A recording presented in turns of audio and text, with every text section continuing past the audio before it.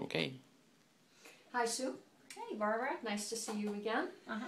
I'm here today because I'd like to know what is the hardest part of your job as a mortgage broker?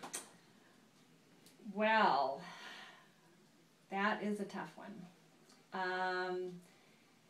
I could say the first thing that comes to mind is navigating through the loan system as we know it now.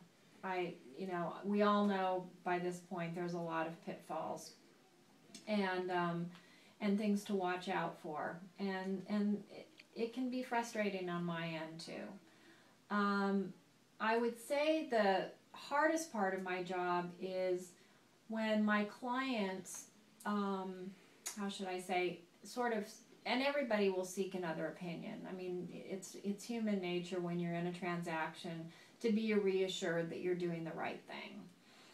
And from a loan standpoint, what I've seen some clients do is, go to their friends and family, which is great, or even another lender, and run their questions by them and their scenarios. Well, she's quoting me this rate, and what do you think? And they're asking for this documentation, but I don't think I should have to do that. And there's all kinds of things that people ask other people.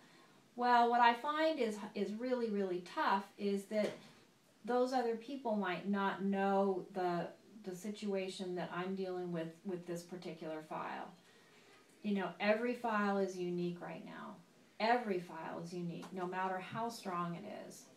And there might be a reason that their rate may be a little bit higher. Maybe there's some credit. Maybe the credit score is not as high as the next level pricing, because in this day and age we have, obviously loans are very, very credit score driven, for instance.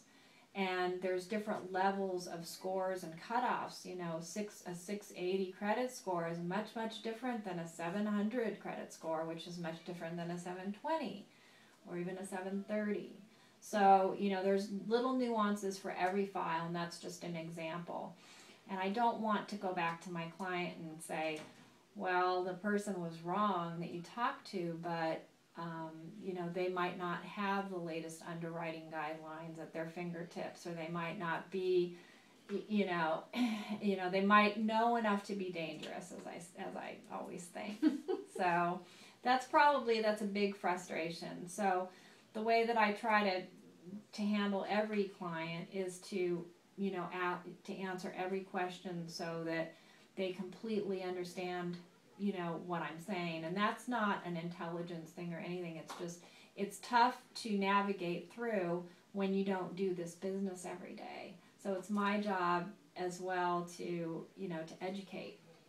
Yeah. And I like that. That's one of my favorite parts. So, well, that's what I appreciate. You're talking to me and answering some of these questions for me, because educating clients is really part of the process. It is very complicated today.